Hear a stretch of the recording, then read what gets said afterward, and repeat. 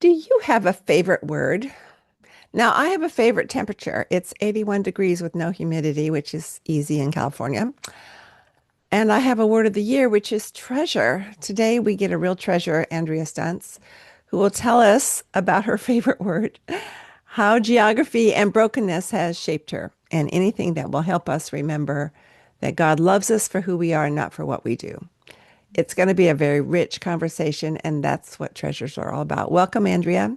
Please Thank tell us you. where you live currently and a little bit about your family and your work and your ministry. Okay. So thank you. I'm honored to be with you and your Sure. listeners and viewers. I live in South Texas, a small crossroads town, Victoria.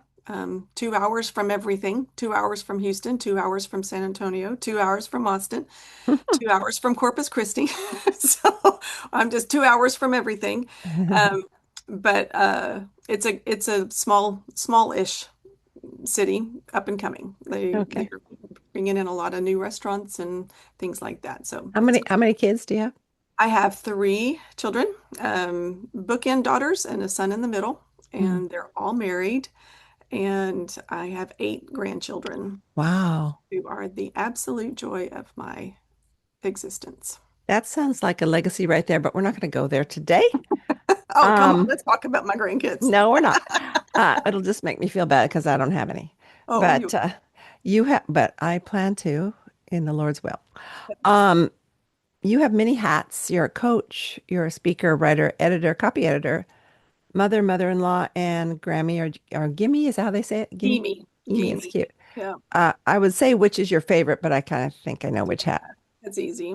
Yeah, Being a grandmother, being a gimme, and being a mom. Those are my two favorite yeah, things that God has yeah. let me do in my life. Yeah. My mentor asked me, she took me to lunch this week and she said, "So what was the most joyful day of your year?" And I said, "That was easy. It was Christmas Day, just watching my three girls because they Mhm. live so far away. So when they're home, it's just a delight." You say that you have multiple lifetimes of stories that could be shared, but the stories that will likely pop up are those of living abroad, moving often. You're currently at your 30th address, is that right? Yes. Travel and adventure, surviving betrayal in her marriage, taking care of your body over the last year, which is actually a great result of surviving Mhm. betrayal in a marriage. And I want to spend a little time on each end, if you don't mind. First, why so many moves? Were you a military brat? No, my dad worked for a chemical company. Oh, And so our first big move was when I was at 7 years old, and we moved to Brazil. They oh, were building a chemical plant there, and my where? dad was in Where? Salvador, Bahia. Oh, because I lived, oh, by Bahia, because I Bahia. lived in Brasilia for 2 years. Okay. So Yeah, do you speak Portuguese? Probably not. no, not anymore. I wish. I wish. I've actually started trying to learn it again because I think it's in there somewhere. Yeah, good for you. And I would love to just, it's good for the brain, right? But no, so I moved there when I was seven and lived there for 4 years. And then my husband uh took us around different places for his job, which he's also was also is also an engineer. And Hmm. so not chemical, I mean not military, but That's engineering. interesting because my So dad's an engineer and we never moved, but it just depends on the job, I yeah. guess. Well, I will say that our first move in my married life was to Southeast Asia and Singapore. Oh, And wow. that was pretty much me pushing for that because I wanted that global adventure for our kids Yes, like I definitely. had. Hmm. So there was a long span between Brazil and Singapore, but still moved a lot in there. When I say 30th address, that's just addresses. It's not like all abroad. Some are just Right. to the next city over or whatever. Um, but I've moved a lot. Hmm. And then so Singapore, but there was a long span in there. But I really wanted our kids to have the global mindset and Hmm. see the world and experience what I experienced as a kid, and we got that. So I kind of pushed for that one. It's a gift for the kids, but they don't always appreciate it at the time. My sister, who lives outside Chicago, says she's had 14 kitchens, which was funny when she I love became a that. pampered chef consultant that she says, "Hey, I've had 14 kitchens." And it's difficult because when you're older, or even when your kids are still in school, to move and then try to build relationships in your Christian community as well as in your neighborhood. I just wrote a book about loneliness, and it's interesting how loneliness can hit us in different seasons where we don't expect it. And Yep. it's because one of the reasons is because we have to get up and move and start all over again with relationships. Absolutely. Yeah. And that was one of the toughest parts for me and the kids Hmm. because our lives changed, for my when we moved as a family, my husband, his life was pretty much the same. Hmm. He worked the same kind of job, same kind of hours, worked with the same kind of people. He just had a different geographical location. Right. But I had to figure out like where to shop, Right. what the kids needed, and everything was different for me. Right. It's so difficult. I was going to ask you what were the challenges in those moves. Would you say it was just building community or what? Really, community I found to be pretty easy. When you're an expat, there's usually where you go somewhere, there's usually a big expat Right.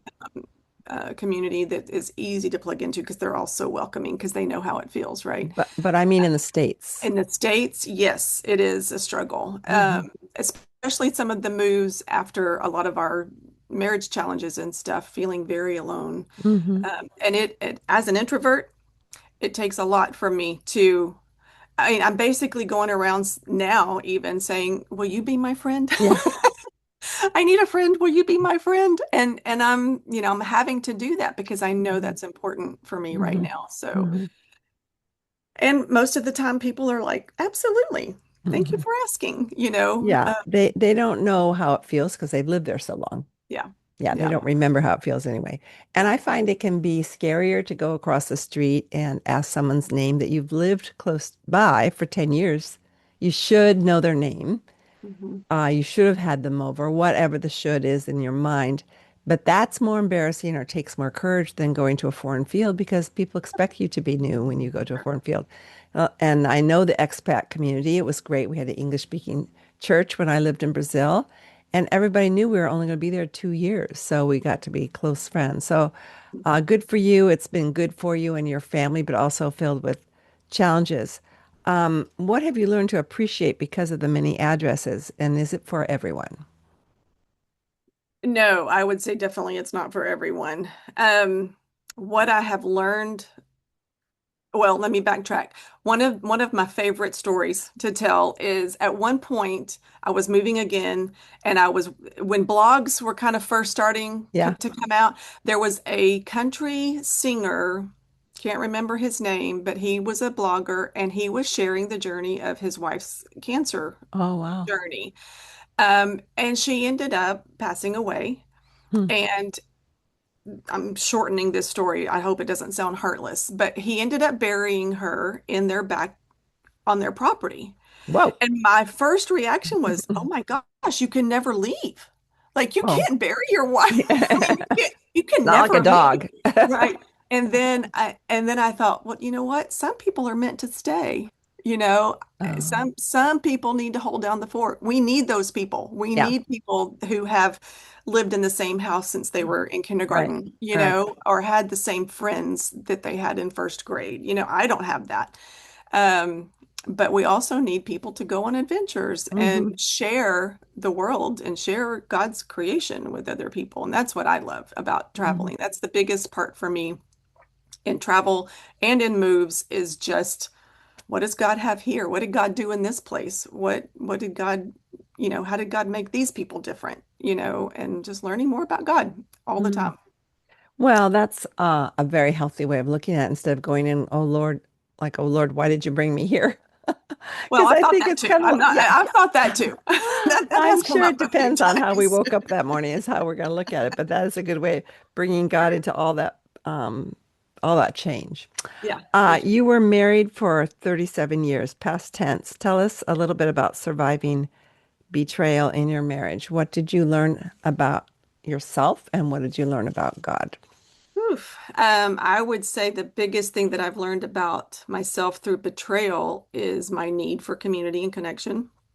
But Uh, say more we about that. we heal better. I won't say. indefinitely that we heal faster, but I will say that when we are healing outside of isolation, is Jesus enough? Yes, Jesus is completely enough. And But, and, and if we are healing alongside people who are also on the same healing trajectory, it can streamline the process. hmm. So it can really escalate comfort. Um, yeah, it's just so much better to heal in community. And so that being said, because I know other people in your position, you can feel like you're walking the hall of shame for so many years that you won't even tell people that You know, what you I went didn't through. experience that. That is a very true thing for a Mm. lot of people, but Hmm. I did not experience that shame Hmm. for various reasons. But when the first instance of infidelity came out that I found out about with my husband, ex-husband, former husband, anyway, whatever you want to call it. I have a friend who calls her ex-husband her husband, so I think that's I, a good I term. have a friend who says that about her husband Um, too. yeah. But the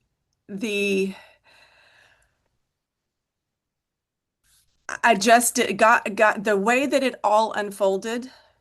I just like God was clearly telling me that this you had nothing to do with this. Mm. You had nothing to do with this. This was all him. And I felt that from the very beginning. I've never felt like any of it was my shame. Did I carry some of his shame? Sure, I Hmm. did. I carried some of his shame, you know, for him, and I shouldn't, that was an unfortunate time. But What do you mean by that?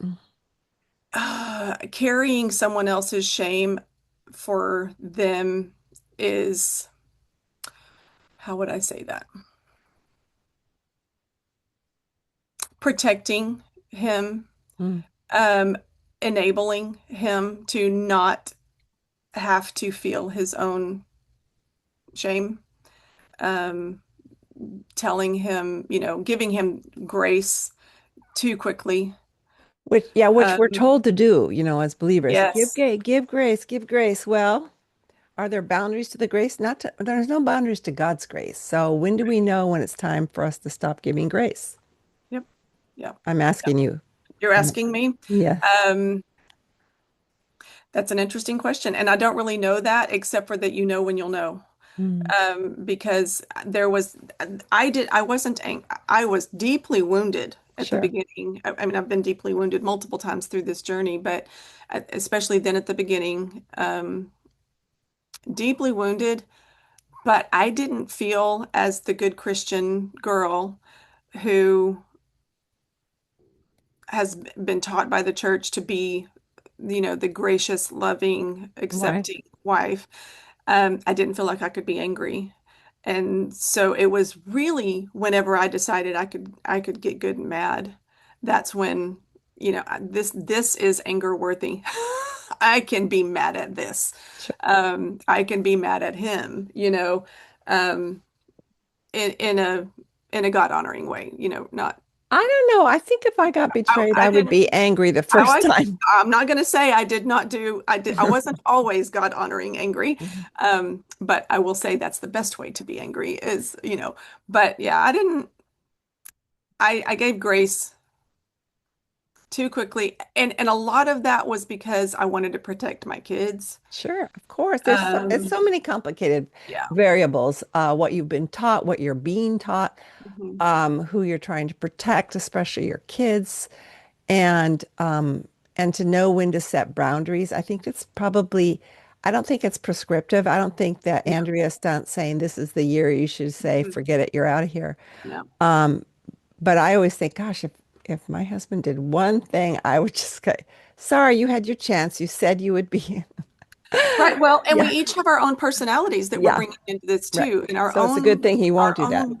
own wounds and our own, Yes, that's true. insecurity. We bring our own experience into Mm, marriage that mhm. is maybe not healthy, or not healed as well. So I had my own things that I had to work through.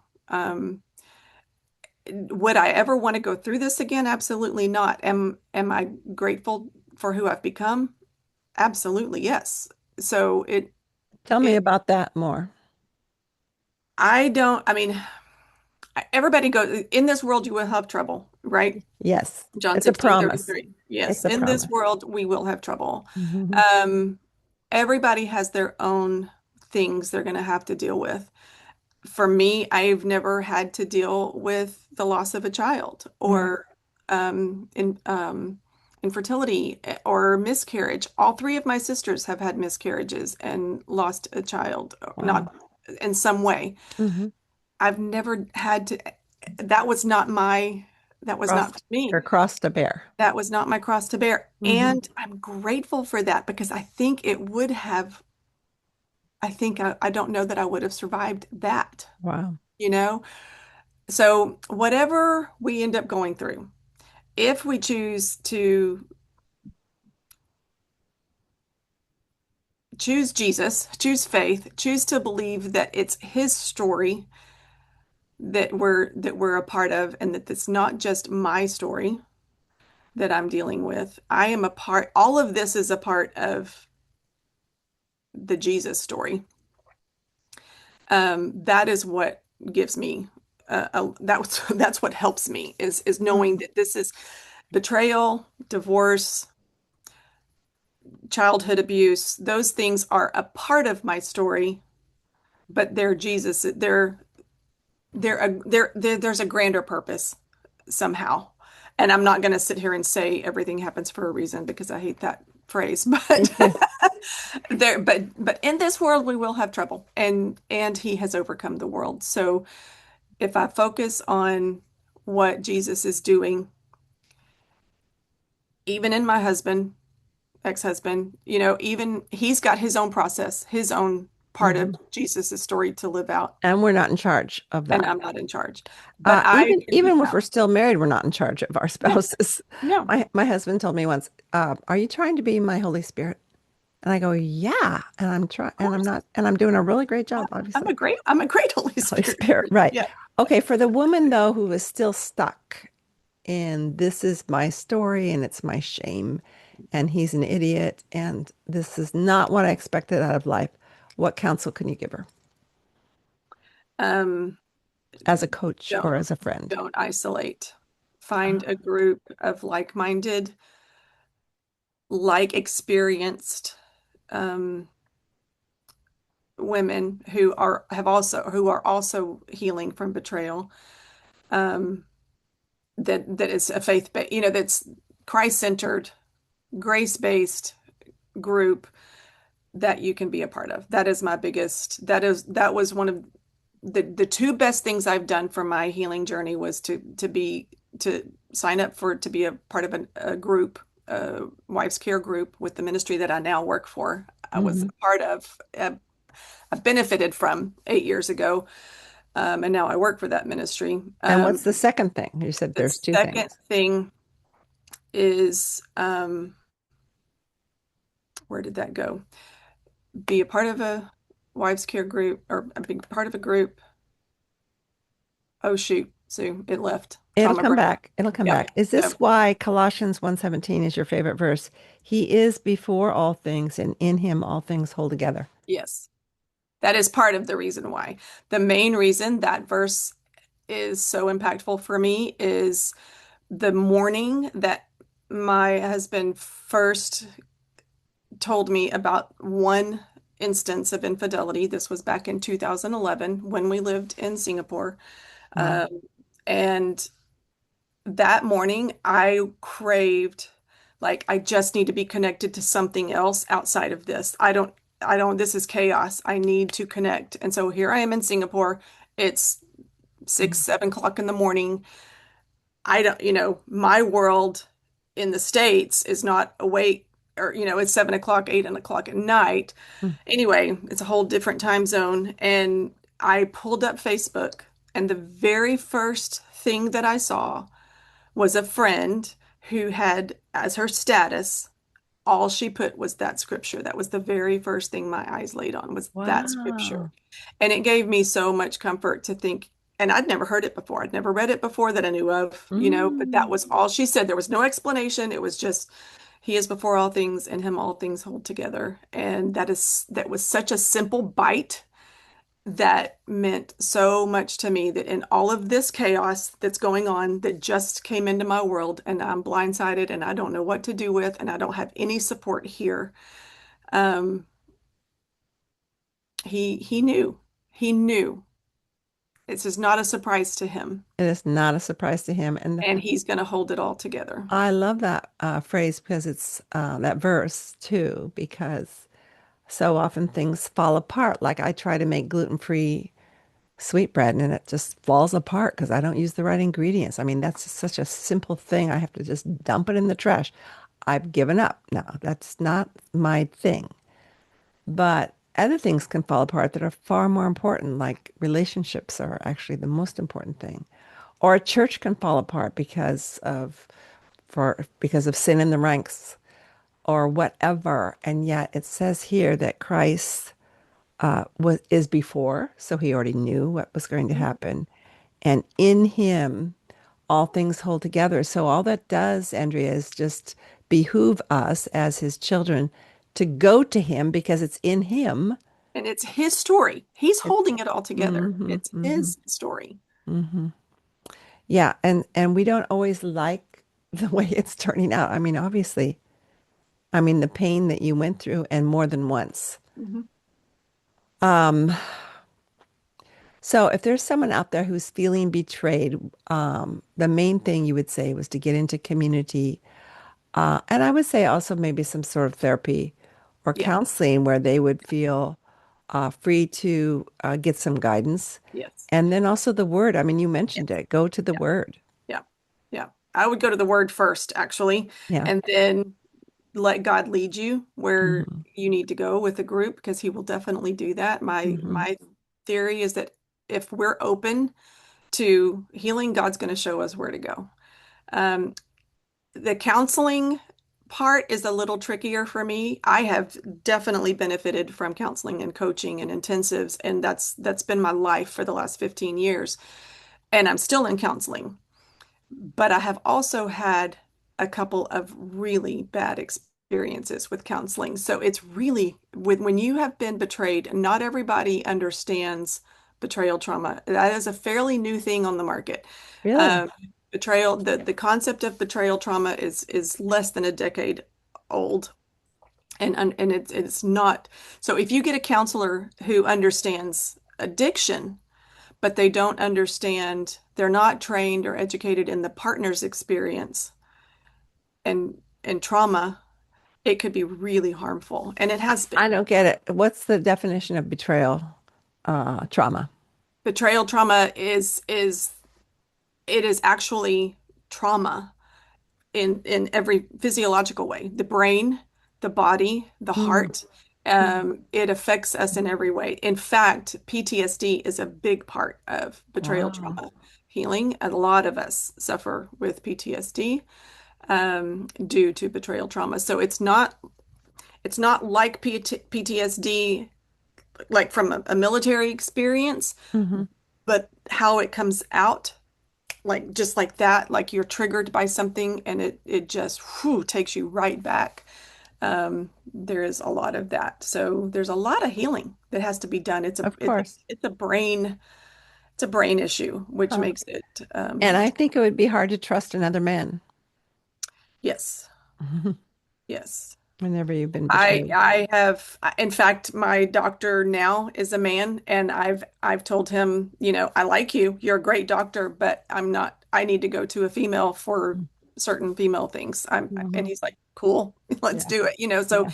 he's great with that, but it's just really hard for me to it's better. Like I've done a lot of healing work, but hmm especially at the beginning, it's like you need to know what you need. You need to Right. know what you need to be advocating for yourself. So if you hmm go into a situation and a counselor, a Christian counselor says things that feel shaming and that feel like it's spiritual bypassing, um, if that puts a check in your heart, listen to Listen that. to the check. Yeah, Yeah.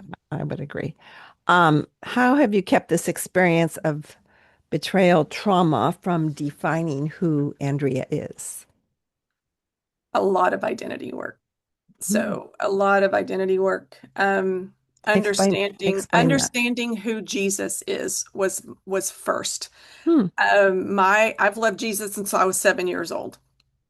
And I don't know that I really knew who Jesus was until I went through a 12-step program. And I think it was step 4. I had to, it was called Regen. So it wasn't like a typical 12-step like AA or S-Anon or anything like that. It was called regeneration through a Christian perspective of 12 steps. So one of the things was, who is Jesus? Hmm. And I really like, oh, because I've lived a performance life for Hmm. Jesus. Jesus is you pray to him, he's a vending machine, or he's this or that. But to really nail down who I thought Jesus was or who Jesus actually is, I didn't get that until, you know, just just a few years back. So So who is he? he is, who is Jesus? He is the comforter. He is the provider. He is everything that I need. He is my friend. He is gracious. He is also disciplinary. Hmm. He loves me more than anybody else on this planet could, even my husband, And and you I and you looked didn't and you didn't know this when you were 7, I knew them in my head.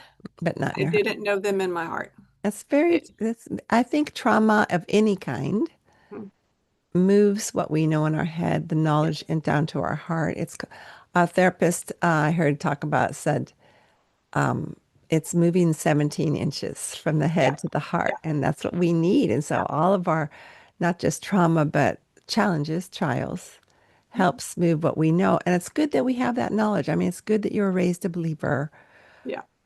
but we need to shift it to our heart, and we can't Yeah. do that ourselves. It takes a truck of problems Yeah. sometimes to do that. Well, and having gone through some childhood abuse, I looked to my parents and I looked to my husband as my savior, Ah, as my comforter. And so I really had to accept that that's not their job. That's not the position. And honestly, I know my ex-husband would probably say I put too much pressure on him hmm. to be that for me. Um, and that's valid. So coming to the place where even now, through the divorce and everything that I've gone through in the last several months, um, my my relationship with Jesus is so precious. I It just makes me smile because I'm like, I don't want to give this up. This is too good. Um, if I had to go through this to Mm. know more of Jesus, then I will say it's worth it. Well, also, you're kind of like Paul in 1 Corinthians 7. I never liked that chapter. Um, And the Lord knows, because I told him when I was single till 35, I said, okay, that's okay for Paul. That one I It's don't not like. okay for me. I'm sure he chuckled. But as soon as I got married, then at 35, I realized that I immediately put my dependency for all my needs on my husband because he brought home the paycheck and it's what I've been waiting for all these years. And then I found out he wasn't perfect. And the poor guy, he knew he wasn't perfect. But then I had to come to this big realization. And it's been 38 years of figuring all that out and not putting that kind of pressure on him that he can do certain things, praise God. But he's not Jesus. Yeah. And we don't want to be the Messiah for anybody else in our relationships either. I talk about that when I speak on mentoring because we want to save these younger women from Yep. themselves and from mistakes. But sometimes, like with our own children, we have to watch them make Yep. mistakes. That is a hard part. That's what I would say is not being Jesus. not feeling like I need to be Jesus. I can't control what my kids go through. And they've Hmm. dealt with betrayal too now. They are also Of dealing with course. divorce now, even as adult children. Hmm. I want so badly to protect them from pain, but I can't. God's got a story for them too. Hmm. And and And I it, wish I could protect them from all and of it. it's how, and yeah, I like to protect them too. It's too late. They're too old. But I still pray that way. And then I think, okay, Lord, what story are you building in their lives so that what they know about you in their heads moves those Yes. 17 inches so Yep. that they can teach their own kids as well. You say that our identity is who I am, not what I do. Would you add, and it's not what was done to me? Yes. Yes. Mm. It's not what has happened to me. I had a counselor one time ask me she said, "Who are you?" Mm. And I said, "I'm a mom, I'm a wife, I'm a, I bake." I was going through all these Yeah. things, and she's like, "That's what you do. Yeah. Who are you?" And so learning my values, Mm. learning my identity in Jesus, who Jesus says that I am, who Christ says that I am, the beloved daughter, princess. I am wanted. I am chosen. I am cherished. I am good. He says all of those things about me. Um, and so it doesn't matter what other people say about me, even my husband, but it did matter. It used to matter way Hmm. too much. And I still have pangs of that, Of even course. now being left by my husband, it's like, gee, that why didn't he want me? But then I'm Yeah. like, I can't control Hmm. what he is or isn't doing. So, I just talked to Becky Keefe. She wrote that great book about 100 verses for the anxious soul, 100 days of verses or something like that. Anyway, it's a great book. And I asked her her favorite verse out of the 100. And she said Psalm 23. The Lord is my shepherd. I have everything that I need. And she said so much of our anxiety and and also point of fact of what you're talking about, identity has to do with us feeling like there's not enough. We are scarcity. not enough. Obviously, I'm not enough. He wouldn't have left me. I'm not enough. My kids are mad at me. I'm not enough. I weigh too much. I eat too much chocolate. Whatever it is, I'm not enough because I'm not feeling less anxious, and I shouldn't be anxious because I'm a Christian. I mean, there's all this stuff. But if we could just remember, like your verse, he is before all things, and in him all things hold together. And he's enough. Mhm, mhm. And he's made us enough. And that's why Yeah. we're accepted in the beloved. I love that we're hidden in Christ, as it says in Colossians 3. Um, Amen. you say that you don't live the life of a victim. How about for that woman who is still feeling a victim?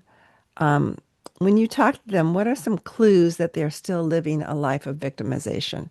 Not that you're judging them, but you're observing them. Hmm. Um, Blaming Mm. is a good one, Yeah, or a common one. We if we're living in the victim mindset, we're typically blaming someone else. Not that they didn't do something blameworthy, right. but it's living with that mindset. Um, Gosh, that's a great question. Um, I'm trying to think back because I have lived as a victim, wanting someone else, needing someone else to take care of me, Mm. um, where I'm not able to take care of myself. Um, I would say also needing validation for your own yes, worthiness. yes. Hmm. And I've actually just had a conversation with my counselor yesterday about that because I was in a situation where I was like, I want validation, for Yeah. this. And I know it's not right for me Hmm. to need that, Yeah. but it is true. Mm. I want someone to say, you didn't deserve this. Yeah. You Hmm. you didn't do anything wrong. You deserve better, da da da da da. So I want that.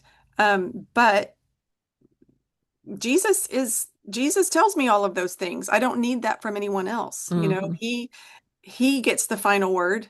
he is the avenger for me. He is um he is the one that's gonna, I will look to him for comfort now. Hmm. Hmm. Uh, And what a privilege we have that. We yeah. have that as children of God. I honestly, I don't know Sue, how people do it. that's what I was just fixing to say. I know you get this, but I Yeah. don't know how I could Hmm. survive without my Hmm. faith. And without being in community with other faith, people of faith, Hmm. because to be able to share Jesus in that way with other people who are also hurting, um, it's the way. You may have answered this already, but if not, what are some small steps to move from that as living as a victim to living as a whole person loved by God? Community. Okay. I'm going to point back to community all the time because I feel like when we isolate, it's just too easy to stay stuck and ruminate, and Satan has a stronghold in our isolation that he can't have when we're in community. Hmm. Um, let's see what would be another step. I mean, it's basically for me, one of the turning points for me was a counselor saying, what do you like? What do you need? Like figuring out who I am, what I like, what I need. I didn't know. We had to start with I said, I don't know what I like. And she says, well, let's start with ice cream flavors. What's your favorite ice cream flavor? And I'm like, I didn't even know, Sue. I was Oh, so focused wow. on what my kids liked, what everybody else liked. Like I Mm. couldn't even tell you what my favorite ice cream flavor was.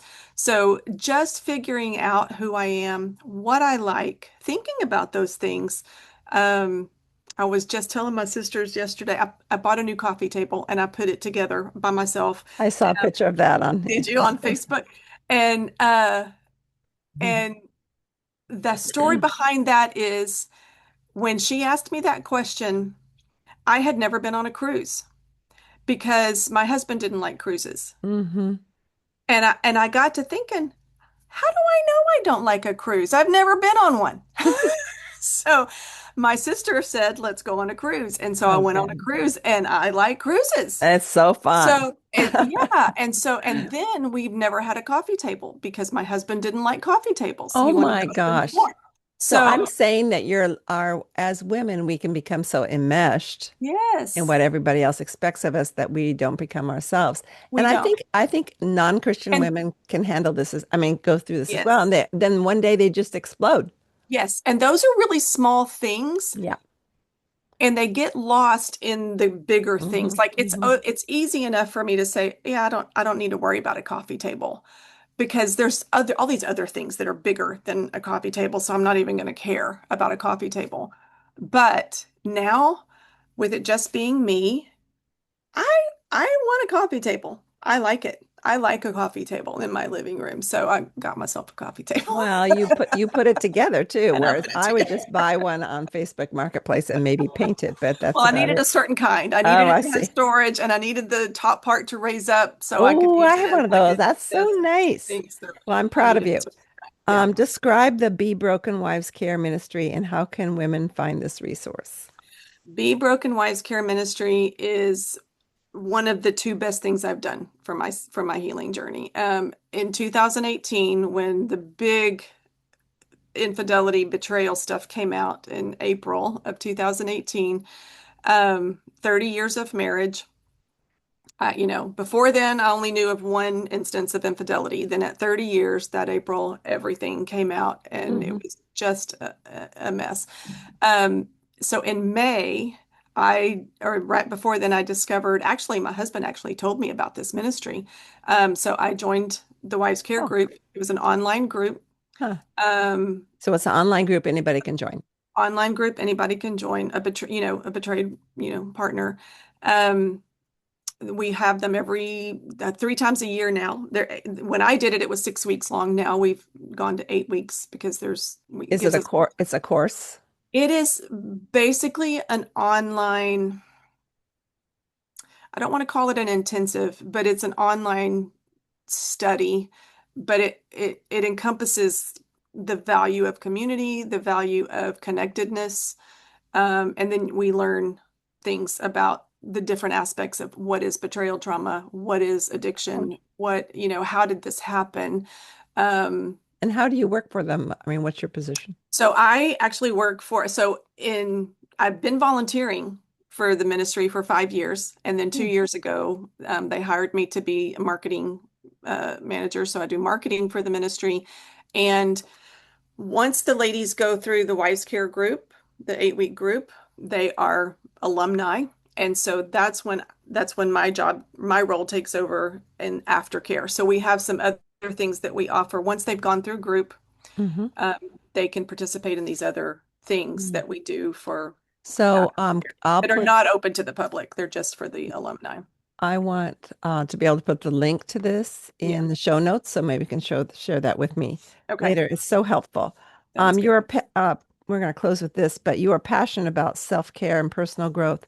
Why is it important, and did you have to make changes in your thought processes to embrace this idea of taking care of yourself? I think it's Oh, obvious just by buying a absolutely. coffee table. Yeah, absolutely. And what is Self your favorite ice cream, by the way? strawberries and cream. Oh, Yeah. Or like strawberry shortcake, anything with strawberries. strawberries. So, Okay. yeah. Um, Mhm. uh, self-care.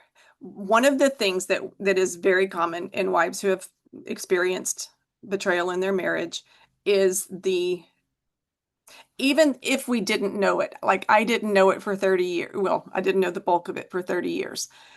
You're still in that vortex. You're still living in that world of like you may not know what's going on, but things are not great. Like how can they be great if your Mhm. husband's acting out Mhm. sexually? How can they Mhm. be great? So you learn to just give yourself away. Like you're not taking care of you don't Mm. focus on yourself because there's so many other things that require Yeah. your managing, your control, your Okay. attention. Yeah. And I'm not saying that's a healthy thing, but that's where most of us end Go. up. Yeah. Hmm. So when Okay. we begin our healing journey to understand the value of self-care is pivotal because God tells us to take care of ourselves. We are his temple. It is Mm. not selfish. We think it's selfish before a lot of us think it's selfish to focus on ourselves, to take care of it, to go get the, pedicure or take a Mhm. longer bath or go to counseling or any whatever self-care Mhm. looks like for you. Um, it's stewardship. And so we Mm. need to take care of ourselves. And so we talk about the oxygen mask all the time, Oh like yeah. when you're on an airplane, Right. you've got to take care of yourself before you're good for anybody else. Hmm. So we've, love your neighbor as yourself. We've got that Yeah. twisted. It's like Yeah. love yourself so you can love your neighbor. So that you can love your neighbor in a healthy way. Yes. Like I was doing way too many things last week, and I knew it, and I knew I was going to get through it, and the God gave me strength. But boy, did I relax on actually in the middle of the day on Saturday. I went and got my nails done, even though I had company in the morning and more company coming that night. I fit it in. Mhm. And This then is the next day important. I just rested like the day of rest after church. And I felt totally not justified, but like I needed it so desperately.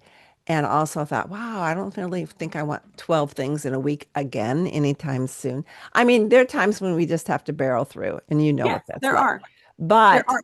There but are. if you also put things in place to give yourself a break has really helped me. For me, Mhm. it's even just reading a novel in the middle of the In- day rather than Intentional. waiting till bedtime when you go to Intentional. sleep anyway. So Yeah. 20 minutes and set the timer and go, wow, I'm not feeling guilty. I need to sit down. Mhm. And there's so many ways that we can take care of ourselves physically, financially, spiritually, Mhm. emotionally. There's all those different types of self-care. Hmm. Um, anyway, so that's one of the things that we do. We do a whole week in the Wives Care group on self-care Mm, and boundaries is a self-care tool. sure. Yeah. Um, Well, I was just going to ask you what yeah. are three things someone could begin this week to get her situated on the right path of taking better care of herself? Boundaries would be one. I would say learning. A lot of us don't know what boundaries are when we're first starting out to heal from betrayal because we didn't have any. Mm. So setting learning what boundaries are. You know, For example. they're fences, not walls. You know, they're for our protection and our safety. It's not to Mm. punish someone else. I can actually have a boundary for my own safety that someone else doesn't even need to know. Oh. You know, like Hmm. I know that if I'm in a position where someone is, say they're drunk and I don't feel safe with them, they've drank too much or whatever, I know how to take care of myself Hmm. in that situation. That's my boundary. I know how to make sure I'm safe. So boundaries are for my safety, my protection. It's a fence, not a wall. You know, it doesn't close people out. So what are two other things that they could do to Two self-care? other things for self-care. That's where we're Mhm. going. Yeah. Two other things for self-care. I would say get in the scripture.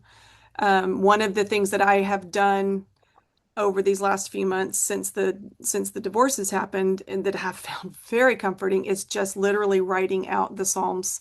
Um, I bought a beautiful journal and I whenever I start feeling activated or triggered or spiraling, hmm I know it's intentional. Like I know I hmm need to go get that journal and start writing out the next book of this chapter of Psalms. And hmm so eventually I'll have written all of the Psalms. And how can you not be regulated when you're in the Word? hmm It just does something to our And it whole helps to system. write it out for me. I wrote Yeah, out one this yeah, morning, and also listen to the podcast by Dane Ortland. It's a psalm every day. And to listen to that, because when I'm having my quiet time, often I'm eating because it's right at the beginning of my day. And so I don't have my Bible on my lap, but I can listen to Dane read a psalm and then yeah. maybe 2 minutes of commentary. And then, of course, then I have to put everything down and take notes on it sometimes. But it is regulating and it's It is. peace giving Yes, it's inviting Jesus into the story. into the day. Yeah, into the day. And then the other thing I would say, I mean, there's a lot of ways I could go, but the other thing I would add is to, like you mentioned, take care of your body. Um, I did not, our bodies hold trauma. I mean, we probably all heard about the The body body keeps the keeps the score, score. right? So, and that is valid. That is Yeah. true. Our bodies do keep the score. Hmm. And that's a whole nother podcast, probably a whole nother conversation. But I really feel like God set me up so well for Hmm. my body to be taken care of before I even knew that I was going to experience trauma. However, when I went through the early years of healing from betrayal, I promise you that I was fueled off of Fritos and bean dip and gin and tonics. That's what I fueled my Wow. body with for the most part, Mm. because I couldn't even muster the care to cook something for Wow. myself. So Mm. Fritos and bean dip and more gin and tonics than I should have consumed, you know. Mhm. Um, That said, those years I did gain a lot of weight. I Mm. gained a whole lot of weight. And my body carried me through that. And I'm so grateful for her. I'm so grateful for that body to Mhm. carry me. And then in the last couple of years, I finally got to the place where I'm like, okay, I think I'm in a good enough place. Okay, body, it's time for me to take care of you for a change. Mm. So that's when my perspective shifted, started losing weight. I am healthier than I've ever been. Um, just did another sleep study and don't need CPAPs anymore. You know, like Wow. my numbers are all down. So Wonderful. everything, so going to the doctor, taking care of your body, Hmm. get a STD test or STI, I think is what they call it now. Make sure that, you know, if You're healthy. you're healthy. Mm. And that's so it feels so shaming to have to Hmm. go do that, but Mm. it's so necessary. You need to know. You need Yeah. to know if your body is healthy or not. Mm. You need to have a baseline. Right. So that is very important. We tell all of our ladies that to, you know, go to the doctor, get a baseline, take care of your body. You only get one. You Yeah. only get this one. And you may be overwhelmed with all kinds of other things and do what you can. No Hmm. shame. I Even gained, if it's just putting on your tennis shoes and walking around the block to get the fresh air. right. That's a one way to start. Yes. Okay, what do you Yep. say is your legacy? You know, this is a legacy podcast. You know, that's a very interesting thing. What I want my legacy to be is one of growth. Mm. Um, well, let me start here. When the divorce came up, when my husband said he wanted a divorce, I went down a major spiral of this is not what I do not want to leave a legacy of divorce for my family. Um, and that was very important to me. And Hmm. I really felt like it wasn't on me, but I felt so much of a burden for my kids Hmm. and my grandkids. Like I never wanted divorce to be a part of their story. Hmm. And God told me, you're not leaving a legacy of divorce. You're leaving a legacy of faith, of growth, of integrity, of commitment, of tenacity, of healing. You're modeling that, you keep going, you keep trying. Perseverance, we call it. Perseverance and Not my growth, favorite word. integrity, Hmm. all determination. Yeah, I say determined. next level determination. Yeah. And if I can leave, because the divorce felt like that would be like a generational curse, right? But Yeah. God says, no, you can leave a No. generational blessing. This is Hmm. this is what you're leaving. So Hmm. that's what I want to leave. I want Hmm. my kids and my grandkids um, to know that I lived God's story. And you need to keep a recording of this podcast. So even after you're gone, your great grandchildren would I listen and hope say, so. that's right, great grandma, I have a generational blessing Amen. because Well, of be it be so. Christ holding all things together Mhm. and you taking care of your body. Yep. How does your life model the welcoming heart of God? So thinking about that, um, a lot came up for me. Hmm. Um, that I I did not do a good job as a parent to my kids when they were growing, when I was raising them, of being an emotionally safe person. So if I feel like if I can now be an emotionally safe person to them and my grandkids, What do you mean not by that I that? not that I can undo the past, that that that I can hold space for all of that anything is welcome. Anything you have to bring into Which is what God does for us. yes, what you bring is welcome. Mm-hmm. And this is still a struggle, but honestly, whatever my ex-husband brings is Hmm. welcome. If Yeah. it's true for me, it's true for them. Hmm. If God's grace is real to me, it's also real to them. Now, does that mean that I have to invite everybody to my table? No, because I think I'm required to have some healthy boundaries. Of But course. is everybody invited to the table of Jesus? That was a really good thing for me to think through. Like Hmm. Jesus's table is big enough. Right. You're good there. You're welcome there. And how can I invite you to that? Is just the best way to Well, go, I I think. just think this is a beautiful example of hospitality to be an emotionally safe person. It's more difficult, I think, with children because we're emotionally invested and we get our feelings hurt, especially when they're Take things daughters. personally. Yeah. Yeah, we take things personally. But to be that way for our non-Christian friends or even our Christian friends who are mad at God and say, you know what, I will just go to God with you and just not, it's our job is not to judge. You know, Mhm. that job's been taken. Yep. And we are want to judge, especially if we're hurt. So I think that's a beautiful example, Andrea, and good for you for wanting to Well, be that. It doesn't mean you're perfect at it yet, right. but the fact that you could It's a articulate process. it, yeah. And the fact that you could articulate, I think that gives for the person who's thinking, oh, is she going to talk about hospitality like having someone over? No, this is not that question. And I'm glad you didn't take it that way. Though people go, well, I haven't had anybody over in 5 years. I go, well, that is really not my question. Because God's welcome heart has to do with us coming to him because he says we can at all times.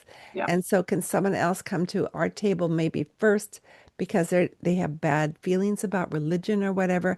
And then from there, knowing you, Andrea, then they're going to, oh, well, then I want to come to God because of the way Andrea has accepted me. I hope Andrea, so. this has been a hard conversation, but a good one. Did you want to leave us with one last thought?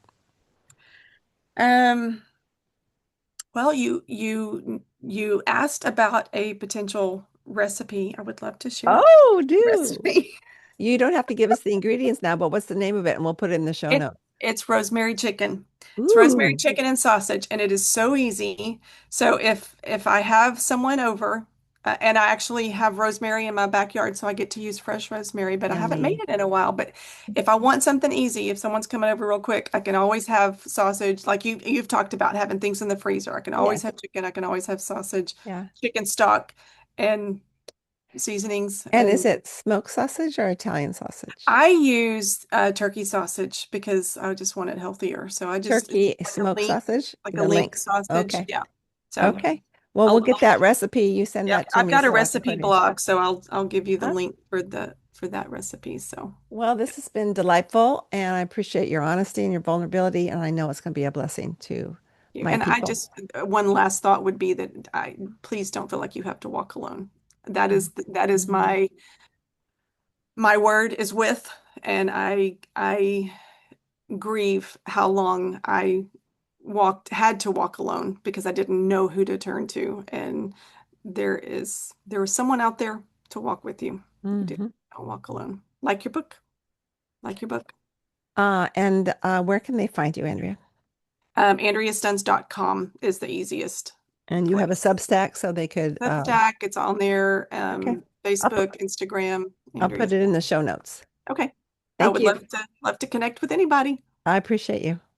All right. Thanks, Sue. Welcome.